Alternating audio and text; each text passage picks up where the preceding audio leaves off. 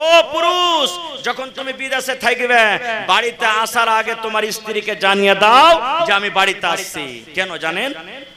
কেন জানাইতে বললেন? আপনাকে বলছি যুবক ভাই, দিল্লি চলে গেছেন, পাটনা চলে গেছেন, বোম্বাই চলে গেছেন, সৌদি আরব গেছেন, যখন বাড়িতে আসবেন 2 দিন 3 দিন 1 দিন আগে বিবিকে বলেন, হালেমার মা বাড়িতে আসছি আমি। কেন?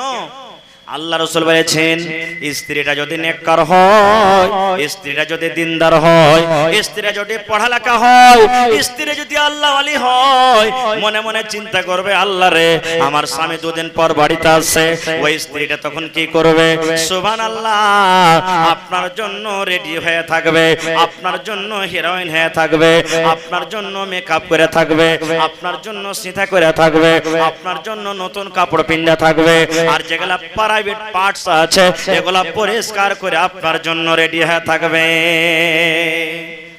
আর যদি বেটি ছেলেটা হুঁচলি হয়, আধমিসা হয়, তাহলে আপনার কি খেয়াল? ফোন করলে না করলে বাড়িতে যখন যেদিন ঢুকলেন দেখছেন তো আইসা সেদিন গোবর তুলছে, বাড়ি ঘর লেপছে, ঝুল ঝাড়ছে, পাটের জাগ যেমন দুর্গন্ধ করে ওরকম ভাবে তার শরীরটা দুর্গন্ধ করছে, তো আপনার মন খারাপ হবে না? শালা হুদবিকে 2 দিন 3 দিন আগে ফোন করেছি যে আমার জন্য রেডি হয়ে থাকিস, হাট এখান থেকে, তুই তোর মতন স্ত্রীকে বাড়িতে রাখা হবে না, আপনার মন খারাপ হয়ে যাবে। এর জন্য মায়েরাকে বলবো, মাগে স্বামীর জন্য যত পারবে সাজতে সাজা জানাক করে হিরোইন হয়ে থাকেন, যাতে মোবাইলের হিরোইন দেখে আপনার স্বামী আপনাকে ভুলতে না পারে, ওইগুলোকে ভুলে যায় কিন্তু আপনাকে দেখে না ভুলে। এরকম ভাবে আপনাকে স্ত্রী হয়ে থাকতে হবে বাড়িতে। কিন্তু আর মা খালারা কেমন করে সাজবে জানেন? দেওয়ারের সামনে সাজবে। দেওয়ারের যদি বিয়ে লেগে যায়, ও স্বামীর দেওয়া 1000 টাকা দামের কাপড় পিন্ধে যাবে দেওয়ারের বিয়েতে, অপরকে দেখাবে কিন্তু নিজের স্বামীকে দেখাবে না। ঠিক না ঠিক ভাই? হ্যাঁ, বিহার বাড়ি যাবে বেড়াইতে, হোদলার বাপ, মুসলমানের নাম হোদলা, বদলা, পিঙ্কি, রিঙ্কি, ভোল্টু, পিঙ্কি, এগুলা মুসলমানের নাম। বলছে যে হোদলার বাপ, কইছে কি রে? কইছে কাল যে আমারকে ঝাঁটুর বিয়ে লেগেছে, বইরাত যাব তো কি পিন্ধে যাব জি, ভালো যেখানটা কাপড় নেই। এই দেখেন পুরুষের সামনে ছিঁড়া কাপড় পিন্ধে থাকবে, আর ও যাইবে বিয়ের বাড়িতেও বেড়াইতে ম্যাডাম হয়ে যাবে। সুবহানাল্লাহ, ম্যাডাম হয়ে। এটা আল্লাহ রাব্বুল আলামিনের পক্ষ থেকে এসেছে খালু গো। আল্লাহ রাব্বুল আলামিন আমাকে গোলাপ ফল দিয়েছেন, আল্লাহ রাব্বুল আলামিনের তরফ থেকে এসেছি। আর আল্লাহ রাব্বুল আলামিন যাকে ইচ্ছা করেন বিনা হিসাব কিতাবে আল্লাহ রুজি দেন। দেন না? যারা আল্লাহকে মানে তাও আল্লাহ খেতে দেয়, আর যারা মানে না তাও আল্লাহ খেতে দেয়, তাই না? একদিন ইব্রাহিম নবীর বাড়িতে একটা কুটুম চলে এসেছে। ইব্রাহিম নবীর বাড়িতে একটা কুটুমটাকে মাজুসি, আগুনকে পূজনেওয়ালা। ইব্রাহিম নবী তার সামনে খানা দিয়েছে। তখন ইব্রাহিম নবী বলছেন, এই ভাই বিসমিল্লাহ বলে তুমি খাও। তুই মাজুসি বলছে আমি বিসমিল্লাহ বলে খাবো না। খো বলছে কি লিয়ে খাইবে? বলছে আমার যেটা আগুন ভগবান, আমি আগুনের নাম লিয়ে খাবো। যেমন কথাটা বলা, সামনে থেকে থালা খান কাঢ়ে লিয়া বলছে যাও তুমি আগুনের কাছে খানা চাহো, তোমাকে খাইতে দেবো না। খো এবার সেই লোকটা উঠে হাঁটতে লেগেছে। হাঁটতে হাঁটতে কিছু দূর যখন গেছে, আল্লাহ রাব্বুল আলামিন আসমান থেকে বললেন, হে আমার নবী ইব্রাহিম, তুমি ভুল করে দিলা ইব্রাহিম রে। আয় ইব্রাহিম শোনো, এই লোকটার বয়স 60 বছর 70 বছর হয়ে গেল, জীবনে কোনোদিন আমার নাম লাইনি, একদিনও আল্লাহ বলে আমাকে ডাকেনি। আমি আল্লাহ রাব্বুল আলামিন রাগ করে জীবনে কোনোদিন তাকে বলিনি খেতে দেব না, খেতে দেব না। আমি আল্লাহ রাব্বুল আলামিন তাকে পেট ভরে ভরে খানা দিয়েছি। আর তোমার বাড়িতে একদিন খানা খেতে এসেছি, আর তুমি রাগ করে তার সামনে থেকে থালা টেনে বলছো যাও যাও তোমাকে খাবার দেওয়া হবে না। আল্লাহ কত বড় দয়াবান দেখছেন, কত বড় দয়াবান। সুবহানাল্লাহ। এবার বলছেন মারিয়াম খালু, আল্লাহ রাব্বুল আলামিনের পক্ষ থেকে খানা এসেছে। এবার কিন্তু ওই টাইমে জাকারিয়া নবীর কিন্তু একটাও সন্তান হয়নি। মাথার চুল পেকে গেছে, বয়স পড়িয়ে গেছে, চোখ ঝাপসা হয়ে গেছে, চামড়া জড় হয়ে গেছে, স্ত্রী তার বাঁঝ, সন্তান কিন্তু হয়নি। এবার জাকারিয়া নবী ওর কিন্তু হিম্মত হয়ে গেল, আল্লাহর সুবহানাল্লাহ দয়ার পরে ওর ভরসা বেড়ে গেল। আরে এই ফিলিস্তিনের মাটিতে যেগুলা ফল কোনোদিন চোখে দেখতে পাই না, ওই ফল বিনা মৌসুমের ফল যদি আল্লাহ মারিয়ামকে খাইয়ে দিতে পারে, তো বুড়িয়ে গেছে তো কি হলো, আল্লাহ আমাকে কি সন্তান দিবে না? জাকারিয়া নবী ওযু করে নিলেন, আল্লাহর ঘর মসজিদে ঢুকে গেলেন। এই যে মসজিদে মেহরাব আছে, মেহরাবে 2 রাকাত নামাজ পড়লেন।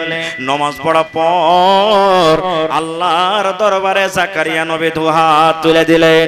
আয় রব্বুল আলামিন, আল্লাহ গো, মারিয়ামকে যদি তুমি খানা দিতে পারো, আল্লাহ বিনা মৌসুমের ফল যদি মারিয়ামকে খাওয়াইতে পারো, আল্লাহ আমার মাথার চুল পাকলো তো কি হলো, আল্লাহ আমার চোখে ঝাপসা পড়লো তো কি হলো, আল্লাহ আমার স্ত্রী বাঁচ হলো তো কি হলো, আল্লাহ তোমার কাছে কোনো জিনিসের কমি নাই, আল্লাহ দয়া করে তুমি আমাকে একটা সন্তান দান করো, আল্লাহ তুমি আমাকে একটা সন্তান দান করো। যেমনই আল্লাহর কাছে দোয়া করলেন, আল্লাহ দোয়া কবুল করলেন। এ জাকারিয়া, যাও, আমি তোমাকে একটা সন্তান দান করলাম, আর সেই সন্তানের নাম তুমি রাখিও ইয়াহইয়া। ওটাও নবী হবে, ওটাও নবী হবে। যাও তুমি ইয়াহইয়া নবী রাখিও তার নাম। আমি ওদিকে যাব না ভাই। শেষ কথা, মারিয়াম সাবালিকা হয়ে গেল।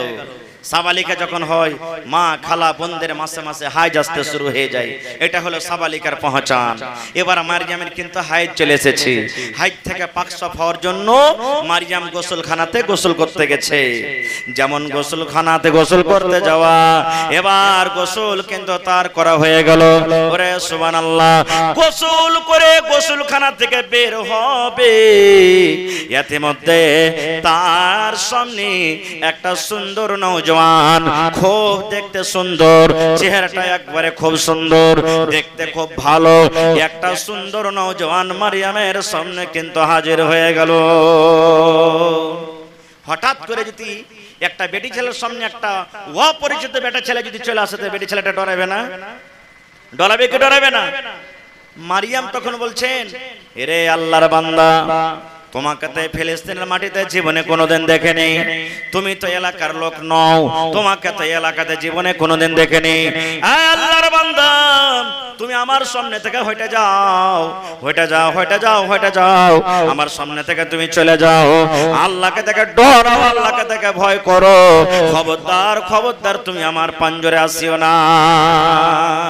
মারিয়ামের মনে হয় হয়তো আমার সাথে কোনো গলত কাম করবে, আমার সামনে হয়তো কোনো কুকর্ম করবে, ডরিয়ে যাওয়ার কারণে বলছেন, এই আল্লাহর বান্দা, তুমি আমার সামনে হটে দাও, আমার সামনে থেকে হটে যাও।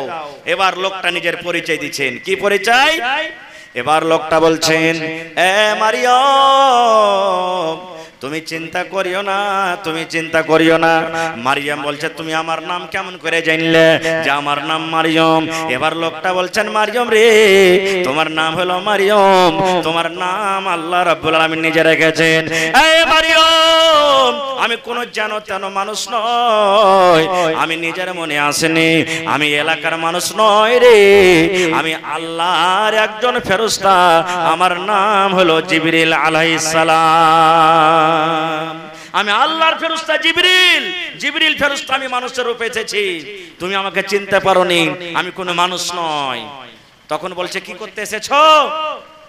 এবার জিবরিল বলছেন, মারিয়াম, তোমাকে একটা সন্তান দিতে এসেছি, তোমাকে একটা ছেলে দিতে এসেছি রে মারিয়াম, তোমাকে একটা সন্তান দিতে এসেছি। এবারে মারিয়াম বলছেন, জিবরিল, কেমন করে আমার সন্তান হবে, কেমন করে আমার ছেলে হবে, আমার তো কোনো বিয়া হয়নি, বিয়া শাদী আমার হয়নি, কেমন করে আমার সন্তান হবে? কোন বেটা ছেলের আমি মুখ দেখিনি, কোন বেটা ছেলে আজ পর্যন্ত আমার হাত খানটাকে ধরেনি, কোন আমার বেটা ছেলের গায়ে গায়ে আমার টচ হয়নি, তাহলে আমার কেমন করে আমার সন্তান হবে? আমার বিয়াও হয়নি, আমার স্বামী নাই, আমি কোনো মানুষের স্ত্রী হয়নি, আর আমি ওয়াইবদ কোনো কাজ কোনো বেটা ছেলের সাথে আমি করিনি, কেমন করে আমার সন্তান হবে?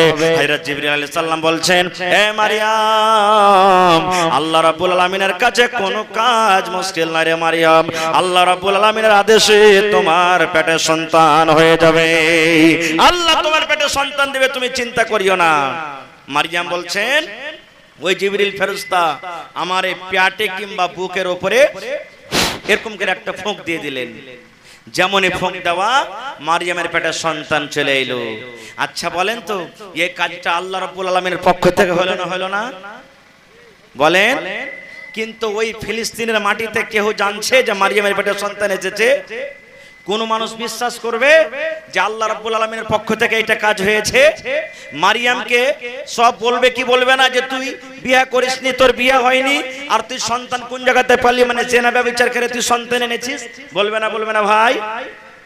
আপনাদের এলাকাতে এরকম ঘটনা বলে হয়ে যায়, আমরাও আপনারাও বলবো, বলবে না বলবেন না?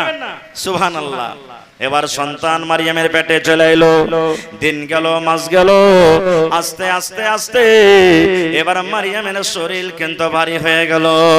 মা খালারা জানতে পারে সুবহানাল্লাহ, যখন মায়েদের পেটে সন্তান হয় মায়েদের শরীর আস্তে আস্তে ভারী হয়।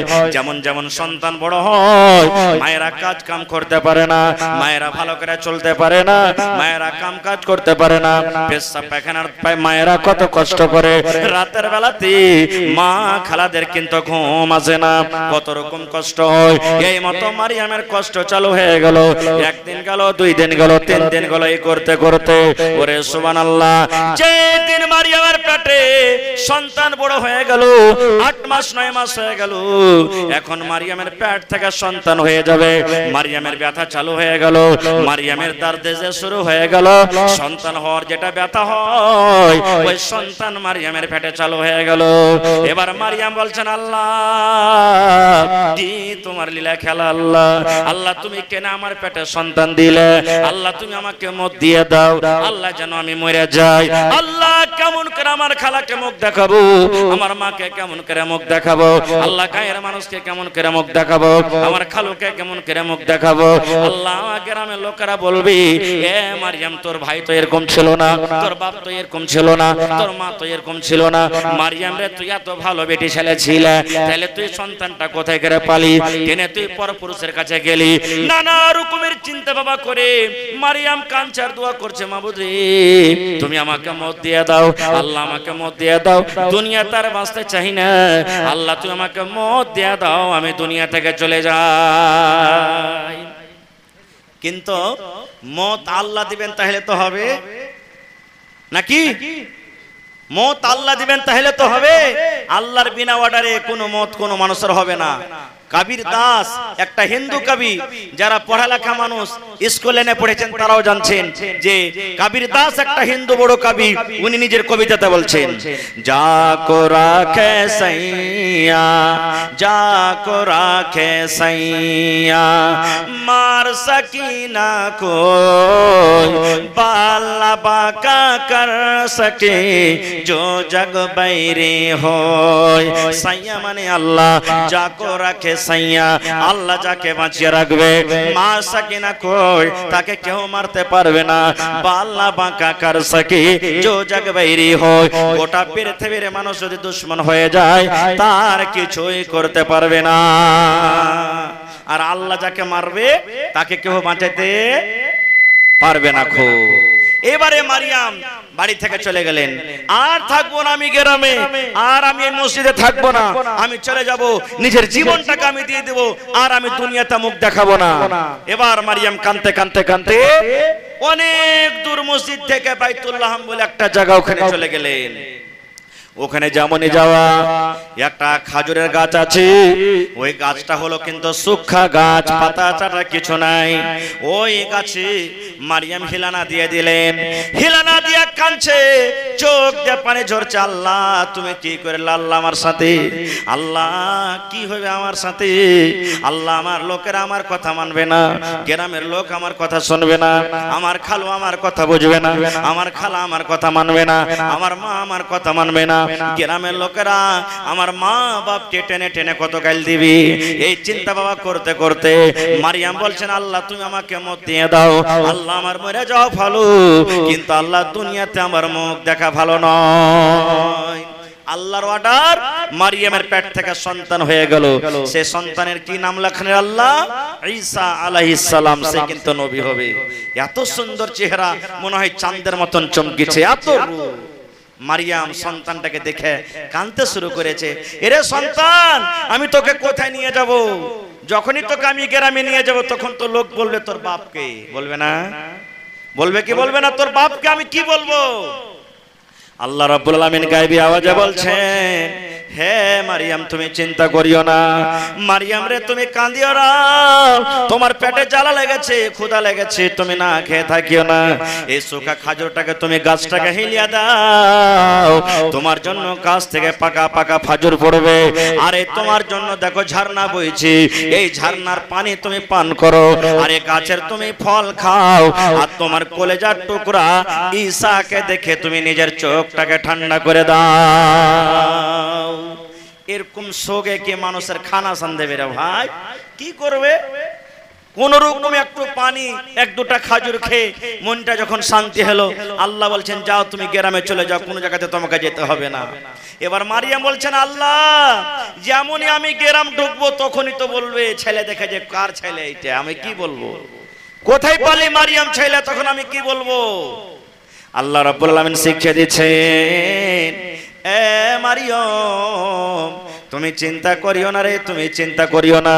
যখন তুমি গ্রামে ঢুকবে, গ্রামের লোকেরা যখন তোমাকে বলবে তুমি সন্তান কোনটে পাইলে, কে তোমাকে সন্তান দিল, এটা সন্তান হলো কার, এই ছেলেটার বাবাকে, এরকম তোমাকে যখন প্রশ্ন করবে মারিয়াম তুমি একটাই কথা বলবে, আজকে আমি আল্লাহর জন্য রোজা করে আছি, আমি রোজা রেখে আছি।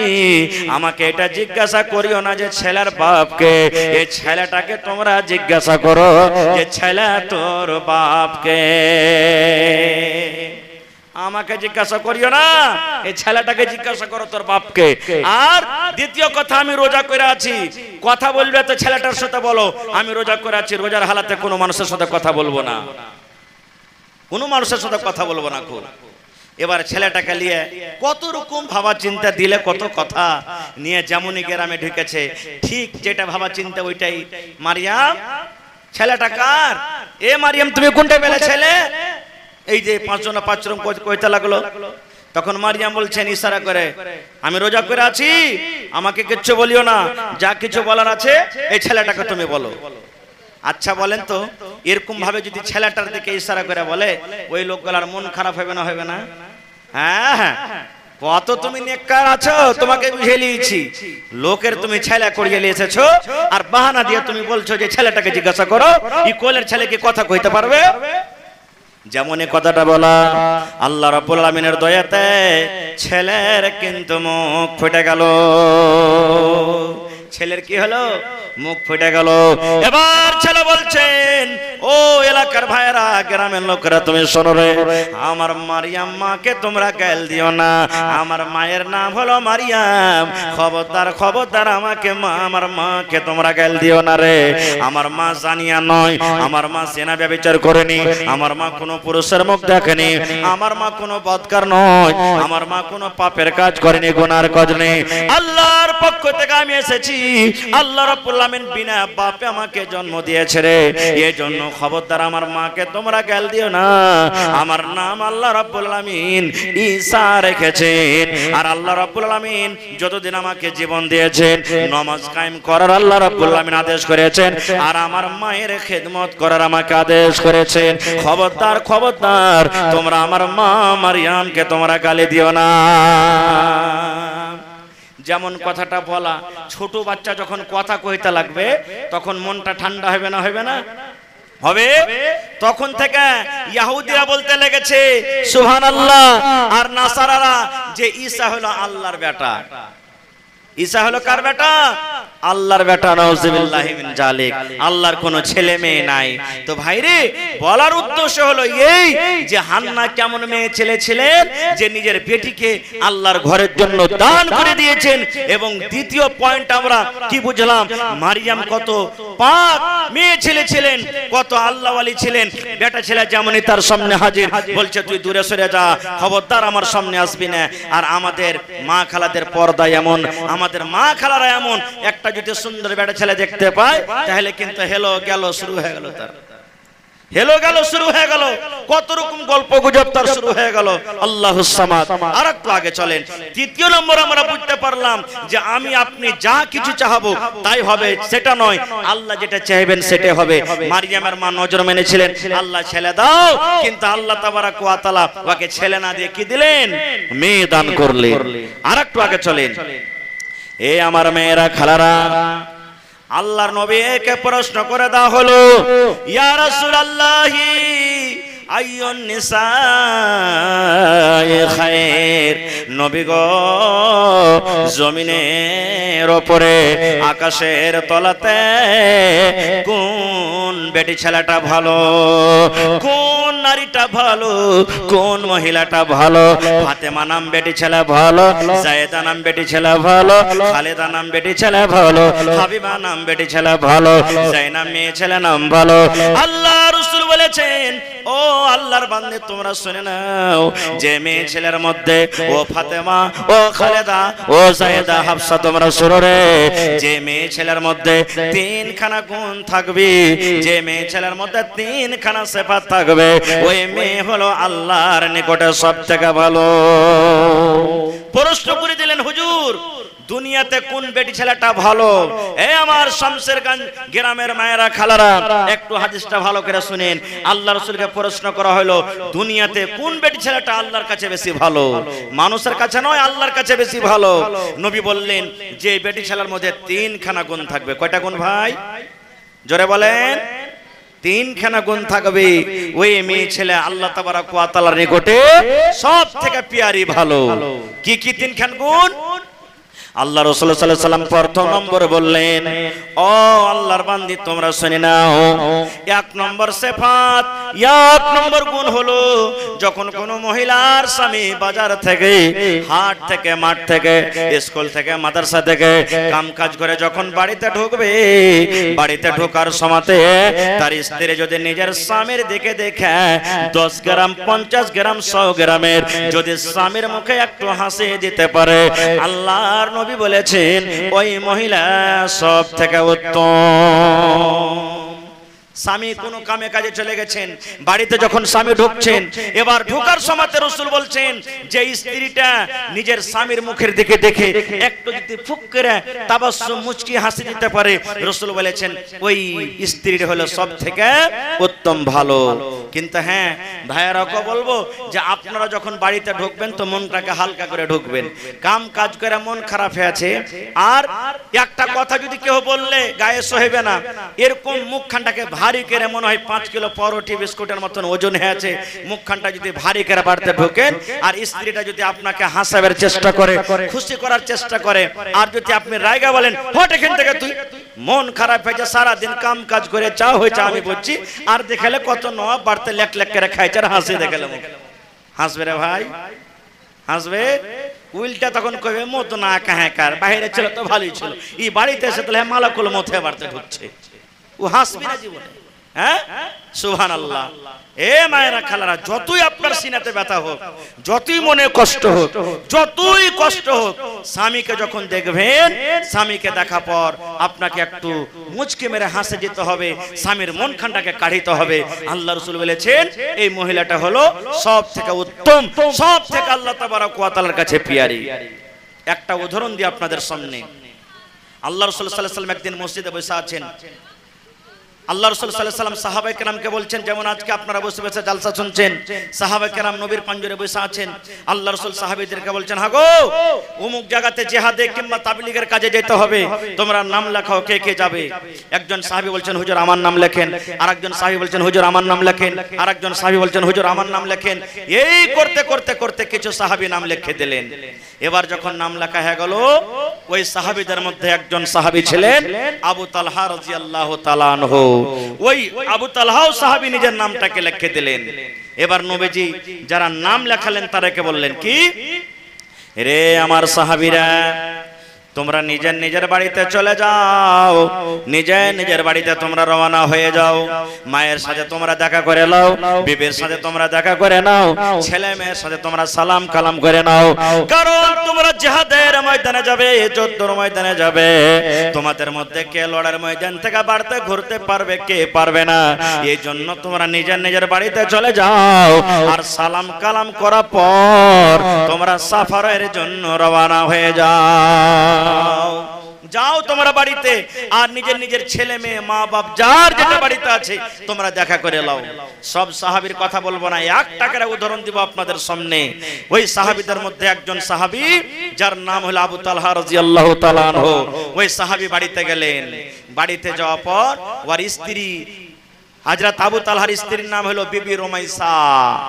বিবি রুমাইসা বিবির কাছে গেলেন, বিবিকে বলছেন, ও আমার বিবি রুমাইসা, আমাকে জিহাদের মাঠে যেতে হবে, দাওয়াতের কাজে যেতে হবে। বিবি রে, তোমার সাথে আমি এতদিন ওঠা বসা করলাম, চলাফেরা করলাম, আমি জানি না আর বাড়িতে ঘুরতে পারবো কি পারবো না, তোমার সাথে আমার আর দেখা হবে কি হবে না।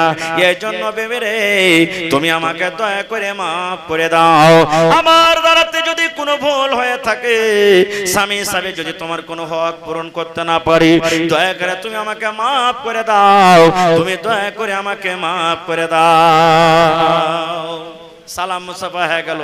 এবার আবু তালহা বলছেন, আমার একটা ছোট্ট সন্তান ছিল যার নাম হলো উমাইর, 7-8 বছরকার ছেলে। আপনি দিল্লি পাঞ্জাব যাবেন, বেটাটাকে কোলে নেবেন না, জি ভাই বারহাবের সমাতে নেবেন না, নেবেন না, কম করে 10 কদম 15 কদম কোলে নিয়ে হাঁটতে হাঁটতে হাঁটতে আপনি যাবেন। কত আদর ছেলে পিলার পরে। তো হযরত আবু তালহা বলছেন, বিবি আমার কলেজার টুকরা উমাইর কই? বিবি বলছেন, স্বামী গো, আপনার কলেজার টুকরা উমাইর এই দেখেন বেমারি হালাতে আছে, জ্বর এসেছে, রোগ হয়েছে, শরীর গরম হয়েছে। স্বামী গো, আপনার ছেলে ঘুমিয়ে আছে, এই দেখেন বিছানায় পড়ে আছে, আপনার ছেলেকে অসুখ হয়েছে, রোগ হয়েছে, এমন বেমারি হয়েছে, বেমারির কারণে বিছানা থেকে উঠতে পারে না। এই জামানার যদি আমরা মানুষ হইতাম, কোন মৌলানা মোড়ল সাহেব যদি দিনের কোনো কাজ করতে বলতেন, আমরা পট করে যা বলতাম, মন্ডল জি আমি কাজটা করতে পারবো না। কেন জি? আমার অমুক বেমারি আছে হালাতে বাড়িতে, আমি যেতে পারবো না, আমার নামটা কাটিয়ে দেন, আমার জায়গাতে অন্য কাহাকে দিয়ে দেন। আমরা করতাম এটা কাজ। কিন্তু ওরে সুবহানাল্লাহ, হযরত আবু তালহা দেখেন এবার কলেজার টুকরা উমাইরের কাছে বসলেন, দোয়া দিয়ে দিলেন, আসিবিল বাস রব্বান নাস ইশফি আনতা শাফি লা শিফা ইল্লা শিফাউকা শিফা লা ইগাদিরু সাকামা। বেটারে তুমি যেন ভালো হয়ে থাকো, আল্লাহ যেন তোমাকে ভালো হয়ে থাকে। এই সালাম কালাম করে বেমারি বেটাকে বাড়িতে দিয়ে এবার দাওয়াতের কামের জন্য বিদেশে চলে গেলেন। কতদিন বাইরে থাকলেন? হাদিসে কিন্তু এটা নাই, 1 দিন 2 দিন 5 দিন 1 মাস 2 মাস 3 মাস কতদিন থাকলেন বাইরে আল্লাহ জানে। এবার আবু তালহা বিদেশ থেকে যখন বাড়ি আসবেন, বাড়ি আসার 1 দিন 2 দিন 3 দিন আগে বিবির নামে চিঠি লিখছেন, বিবি রমেশা, আমি তোমার স্বামী আবু তালহা বলি, বিবি রে, আমি আগামী মাসের 5 তারিখে আমি বাড়ি আসবো। বিবিকে খবর দিয়ে দিলেন।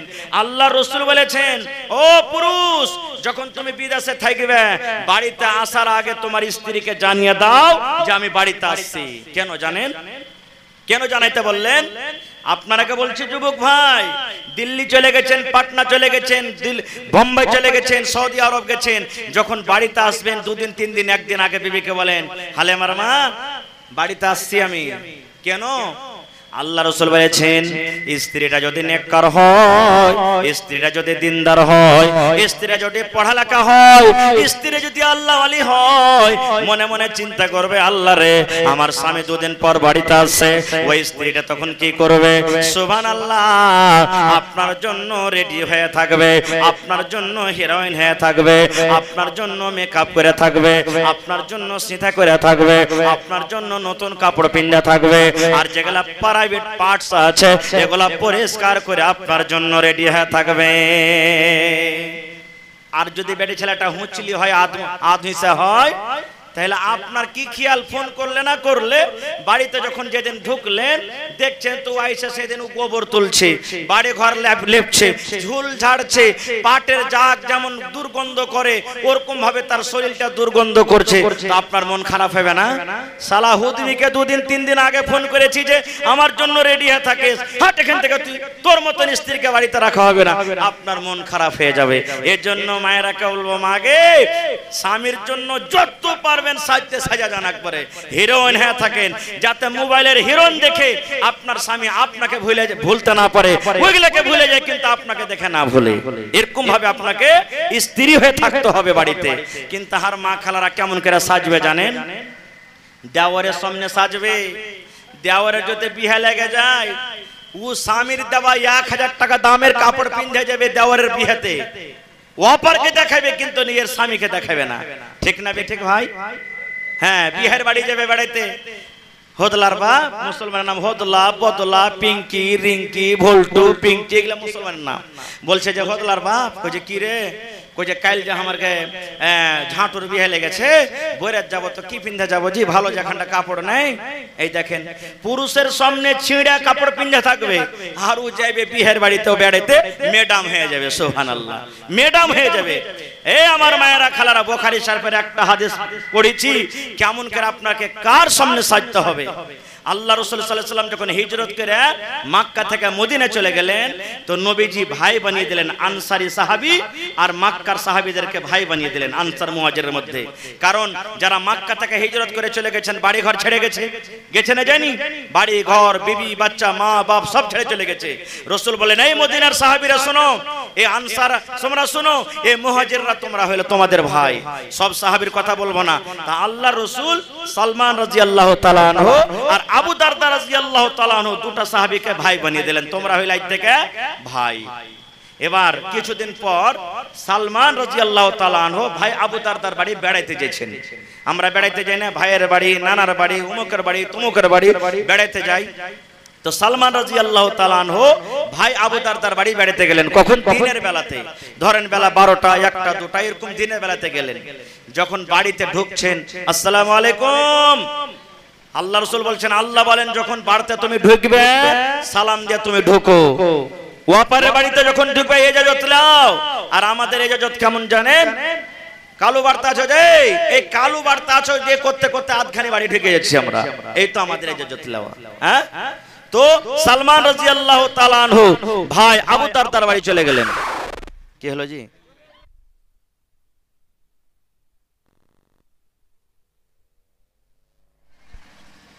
হ্যালো হ্যালো হ্যালো হ্যালো, এবারে